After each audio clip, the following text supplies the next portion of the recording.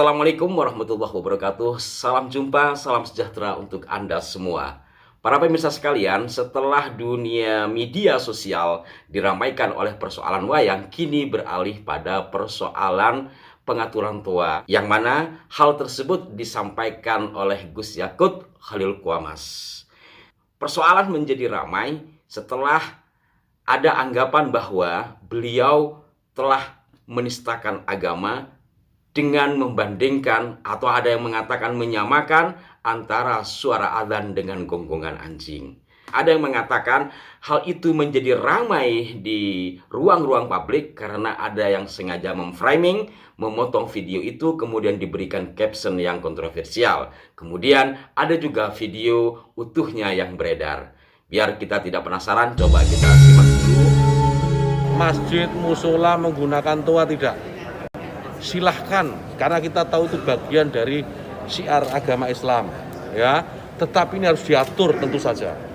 Diatur bagaimana volume speakernya, gitu. Toanya itu nggak boleh kenceng-kenceng, 100 desibel maksimal.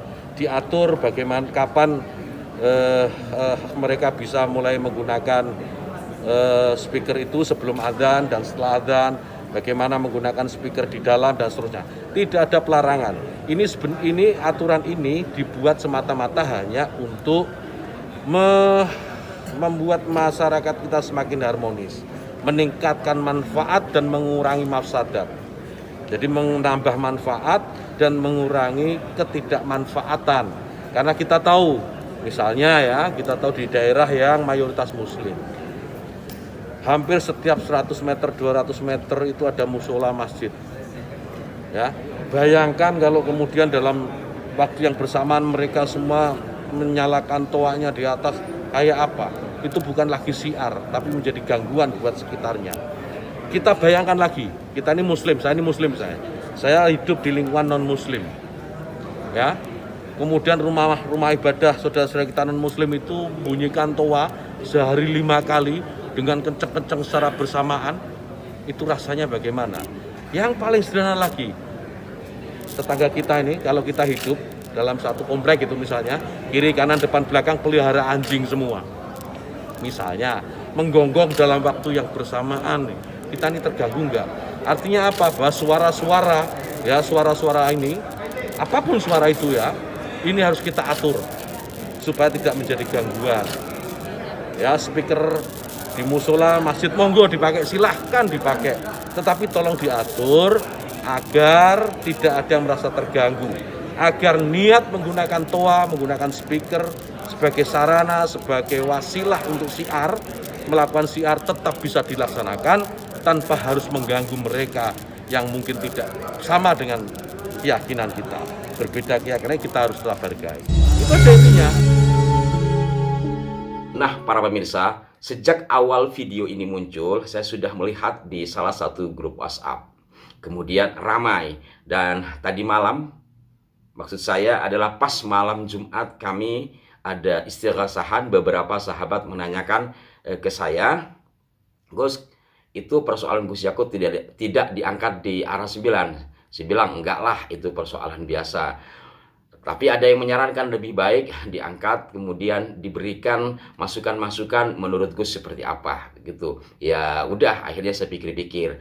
Lantas saya jawab, sebenarnya persoalan ini adalah persoalan biasa, bahwa surat edaran tentang pengaturan toa itu dari dulu sampai sekarang kan biasa, memang tugas dari Kementerian Agama untuk mengatur suara toa di masjid atau musola jelang Ramadan, itu dari dulu sudah biasa. Toa itu sifatnya edaran, tidak memaksa dan tidak menyuruh orang tidak membunyikan toa, hanya ada aturan-aturan supaya terjadi ketenteraman. Kan seperti itu saya bilang. Terus kalau kaitannya dengan anggapan bahwa Gus Yakut telah membandingkan suara adzan dengan gonggongan anjing, lah saya jawab, menurut saya itu ya penilaian subjektif yang kemudian menjadi kolektif, kemudian beredar, lalu ramai. Tujuannya apa ya mereka lah yang tahu. Saya jawab begitu, para pemirsa. Terus kemudian saya tertarik untuk bertanya lagi, lah sekarang kalau umpamanya nih, kalau saya menilai dari struktur kalimat itu, Gus Yakut membandingkan suara nyaring dengan suara nyaring. Bukan membandingkan suara anjing dengan azan. Itu dari yang saya pahami dari semua video yang ada, baik video pendek ataupun video yang utuh. Artinya beliau membandingkan suara nyaring dengan suara nyaring. Kalau nanti ada terselip kata anjing, itu hanya sebagai contoh, bukan membandingkan sejauh begitu. Jadi ya saya melihatnya secara objektif saja. Tetapi kalau umpama saja, umpama nih saya bilang, Gus Yakut memang membandingkan suara azan dengan anjing, salahnya di mana? Saya tanya gitu. Terus kawan itu menjawab, ya salah karena azan itu adalah kalimat thayyibah, diawali dengan takbir. Ya saya tahu, Allahu Akbar, syahadat, terus la ilaha illallah, hayalas shalah, hayalal falah, itu adalah kalimat thayyibah, kalimat mulia untuk memanggil orang atau memberi tanda bahwa sudah masuk waktu sholat. Terus kalau suara anjing kenapa? Umpamanya dibandingkan. Ya kawan tuh bingung akhirnya. Jadi begini saya bilang, bahwa kenapa akhirnya orang berpersepsi buruk ketika umpama ada orang membandingkan suara azan dengan suara anjing, karena kita sudah menilai buruk anjing itu.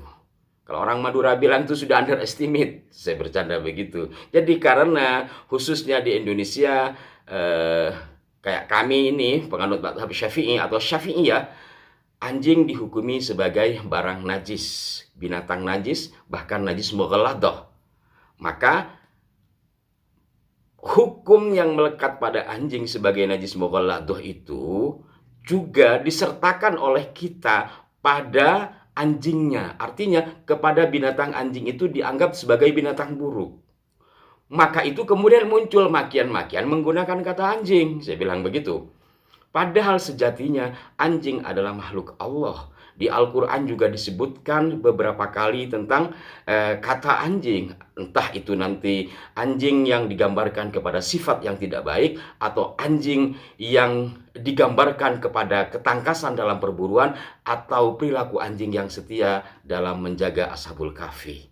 Jadi secara prinsip menurut saya anjing adalah binatang ciptaan Allah yang sama juga dengan yang lain. Baik buruknya mungkin saja bisa lebih buruk manusia karena manusia memiliki akal dan pikiran sementara binatang tidak.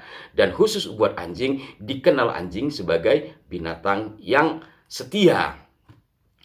Hal lain, saya katakan begitu.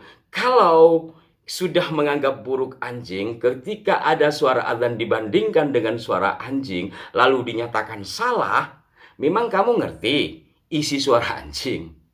Kok bisa memvonis seperti itu?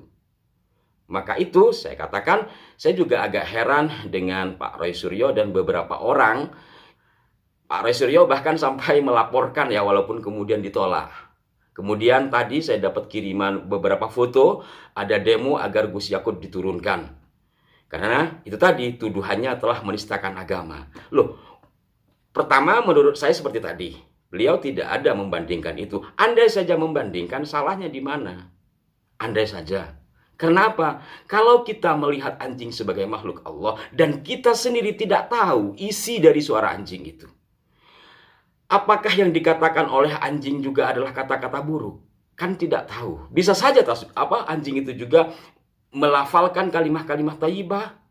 Karena kita nggak ngerti dan anjing disikapi buruk, maka kita berprasangka buruk sama anjing. Saya nggak tahu ada dosa apa enggak ya berprasangka buruk sama anjing. Lalu saya kisahkan, saya pernah mengalami kisah agak lucu ketika saya masih mondok. Pada saat itu ada keberisikan dari suara binatang, kemudian saya rada kesel. Terus kiai saya menegur saya, kenapa kamu kesel dengan suara-suara binatang? Saya bilang, berisik kiai, kita sedang mengerjakan begini. Terus beliau melafalkan kalimat dalam Al-Quran, Sabbahalillahi ma fis samawati wal ard. Bahwa segala sesuatu yang ada di bumi dan langit itu bertasbih kepada Allah. Sabbahalillahi ma fis samawati wal ard. Bisa saja suara-suara binatang itu, suara-suara angin, suara apapun itu adalah tasbih kepada Allah, tetapi kita tidak mengerti. Nah, dari sini saya berpikir, jangan-jangan suara anjing juga yang menyalak-nyalak, isinya juga tasbih, tapi kita tidak mengerti. Namun demikian, walaupun tidak mengerti, segera divonis suara anjing itu buruk. Nah, disinilah para pemirsa sekalian, kita mesti bersikap bijak dalam hal apapun. Walau mungkin secara tataran umum, kalau umpama membandingkan adalah tidak etis. Maka kalau persoalan etika ya selesaikan secara etika, bukan lantas pada tuduhan menistakan agama. Walaupun lagi-lagi dari struktur kalimat Gus Yakut tidak ada membandingkan kalimat azan dengan gonggongan anjing. Di sisi lain, kembali lagi kepada persoalan anjing. Saya ingat dulu ketika masih senang-senang nulis puisi, saya pernah menyatakan diri saya sebagai anjing liar pemulung kata-kata. Hal ini sebenarnya saya terinspirasi oleh lagu sang legend, seorang penyair top, Syekh Firdiawan Distanto Al-Hajj alias Iwan Fals. Beliau memuji seorang penyair top dengan kata, si anjing liar dari Yogyakarta, apa kabarmu? Ku rindu gonggongmu yang keras hantam cadas. Lagunya Bang Iwan Fals. Pemilihan kata oleh Bang Iwan untuk memuji seorang W.S. Rendra menggunakan kata anjing liar. Biasanya orang memuji itu kan dengan gambaran-gambaran, kalau ganteng dengan bulan, matahari, kalau gagah mungkin nanti diibaratkan dengan pahlawan siapa. Tetapi Iwan Fals menggunakan kata anjing liar untuk memuji dan mengagumi seorang W.S. Rendra. Inilah sesuatu yang menurut saya baik dalam menilai apapun ciptaan Allah, karena pada dasarnya Rabbana ma khalaqta hadza batila. Demikian para pemirsa, saya hanya sekedar memberi ruang-ruang kepada Anda. Mudah-mudahan hal ini menjadi pemikiran kita bersama dalam menyikapi hal apapun.